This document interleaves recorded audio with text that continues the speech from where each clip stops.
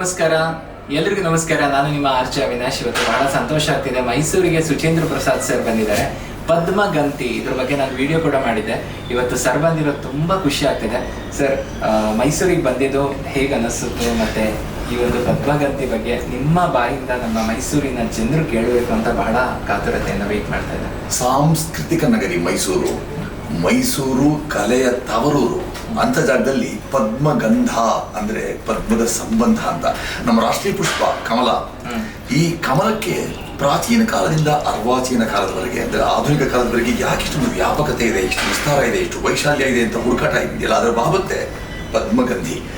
ಇಂದು ಅದು ಈ ಚಿತ್ರ ಬಿಡುಗಡೆಯಾಗಿ ಜನಭರಿತ ಪ್ರದರ್ಶನದ ಕಂಡು ಇದೇ DRC ಮಾಲ್ನಲ್ಲೇ ಇದು ಈ ಹಿಂದೆ ಬಿಡುಗಡೆ ಅನೇಕ ಜನರು ನೋಡಿದ ನಂತರವೂ ನಾವು ಇನ್ನೊಮ್ಮೆ ನೋಡಬೇಕು ಅಂತ ಹೇಳಿದಂತಹ ಆ ಪ್ರಸಂಗವನ್ನು ಇಟ್ಕೊಂಡೆ ನಾವು ಇದು ನಮಗೆ ನಿಜವಾದಂತಹ ಒಳ್ಳೆಯ ವೇದಿಕೆ ಅಂತ ಅನ್ನಿಸಿ ಇವತ್ತು ನಾವು ಶ್ರೀಮಂತ್ ಮಹಾರಾಜರಾದಿಯಾಗಿ, ಪ್ರತಾಪ್ ಸಿಂಹರಾದಿಯಾಗಿ ಅನೇಕ ಗಣ್ಯರನ್ನ ಅಂದರೆ ವಿಶ್ವವಿದ್ಯಾಲಯದ JSS ಅವರಾಗಿರಲಿ, MIT ಆಗಿರಲಿ, ಅಥವಾ ಅದರ ಕುಲಪತಿಗಳವರಾಗಿರಲಿ, ಅಥವಾ ಆ ಬೇರೆ ಬೇರೆ ವಿಭಾಗಗಳ ಮುಖ್ಯಸ್ಥರಾಗಿರಲಿ, ಆ ಎಲ್ಲರನ್ನ ನಾವು ಈ ದಿವಸ ಬರಮಾಡಿಕೊಂಡು ಪದ್ಮಗಂಧಿ ಚಿತ್ರವನ್ನ ತುಂಬಿದ ಪ್ರೇಕ್ಷಾಗೃಹದ ಪ್ರದರ್ಶನ ಮಾಡ್ತಾ ಇದ್ದೇವೆ. ಇಲ್ಲೊಂದು 300 ನೀವೇ ನೋಡಿದ್ದೀರಿ ಆಸನಗಳು.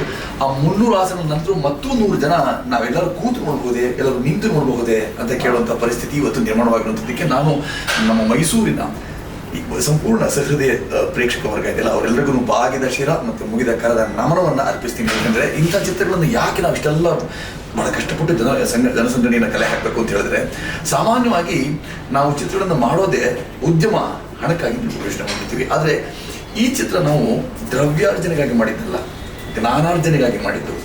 ಇದು ನಮ್ಮ ದೇಶದ ಅಸ್ಮಿತೆ, ಭಾರತೀಯ ಪರಂಪರೆ, ಅಥವಾ ನಮ್ಮ ಭಾರತದ ಪಾರಂಪರಿಕ ಅಧ್ವರ್ಯರಿದ್ದಾರೆ. ಭಾಸ್ಕರಾಚಾರ್ಯರಿಂದ ಹಿಡಿದು ಕಣಾದರವರೆಗೆ, ಆಮೇಲೆ ಸುಶ್ರುತ ಚರಕರಾದಿಯನ್ನು ಅವರೆಲ್ಲರ ಜೊತೆಗೆ ಭಾರದ್ವಾಜ ಮುನಿಗಳಾಗಿ ಯಾರೆಲ್ಲರೂ ನಮ್ಮ ಈ ನೆಲದಲ್ಲಿ ಇದ್ದುಕೊಂಡು, ನಮ್ಮ ಹಿರಿಯರಾಗಿದ್ದುಕೊಂಡು, ಪೂರ್ವಿಕರಾಗಿದ್ದುಕೊಂಡು, ಪೂರ್ವ ಸೂರಿಗಳಾಗಿದ್ದುಕೊಂಡು ಇಡೀ ವಿಶ್ವಕ್ಕೆ ಅದ್ಭುತವಾದಂತಹ ವೈಶ್ವಿಕ ಕೊಡುಗೆ ಕೊಟ್ಟಿದ್ದಾರೆ ಅಂಥವೆಲ್ಲರ ಸ್ಮರಣೆ, ಪುಣ್ಯ ಸ್ಮರಣೆ ಸಹ ನಮ್ಮ ಈ ಚಿತ್ರದಲ್ಲಿ ಮಾಡಿದ್ದೇವೆ.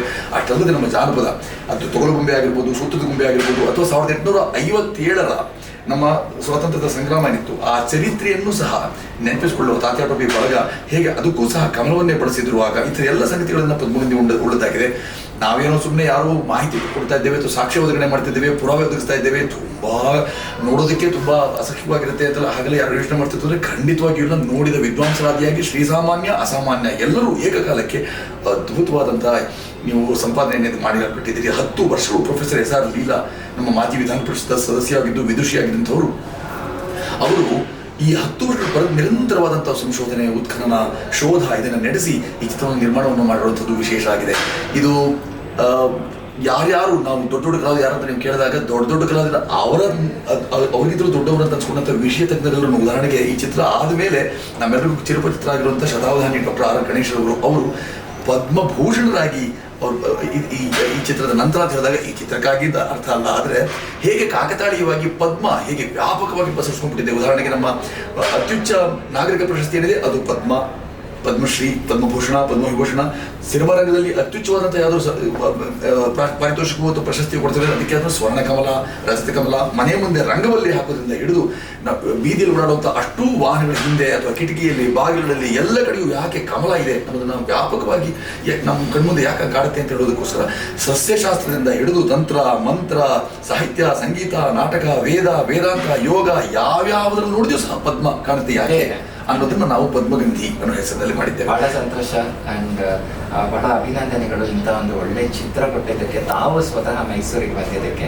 ಸೊ ಇವತ್ತು ಇನ್ನು ಸ್ವಲ್ಪ ಹೊತ್ತಲ್ಲೇ ಎಲ್ಲ ಮೈಸೂರಿನ ಜನ ಆ ಆಸ್ವಾದನೆಯನ್ನು ಸಲ್ಲಿದ್ದಾರೆ. ಇದನ್ನು ವೇದಿಕೆಯಾಗಿ ಉಳಿಸಿದಂಥ ನಮ್ಮ ಅವಿನಾಶ್ವರಿಗೂ ಸಹ ವಿಶೇಷವಾದ ಆಭಾರ ಮತ್ತು ಮನ್ನಣೆ. ಇದನ್ನು ನೋಡ್ತಿರುವಂಥ ಮತ್ತೆ ಇದನ್ನು ಕೇಳ್ತಿರುವಂಥ ಶ್ರೋತೃಬಾಂಧವರು ಮತ್ತು ವೀಕ್ಷಕ ಬಂಧುಗಳಿದ್ದಾರೆ. ದಯಮಾಡಿ ಪದ್ಮಗಂಧಿ ಅಥವಾ ಪದ್ಮಗಂಧಿ ಅಂತ ಸದಭಿರುಚಿ ಚಿತ್ರಗಳನ್ನು ದಯಮಾಡಿ ತಾವೆಲ್ಲರೂ ಅದನ್ನು ಅಗ್ರಣಿಸಬೇಕು, ಆಸ್ವಾದಿಸಬೇಕು, ಅನುಭವಿಸಬೇಕು, ಗ್ರಹಿಸಿ ಇತರ ಬರುವ ತಲೆಮಾರುಗಳಿಗೆ ದಾಟಿಸಬೇಕು ಅಂತ ನಾನು ವಿನಮ್ರವಾಗಿ ಕೇಳ್ಕೊಳ್ತೇನೆ. ಧನ್ಯವಾದ ಸರ್.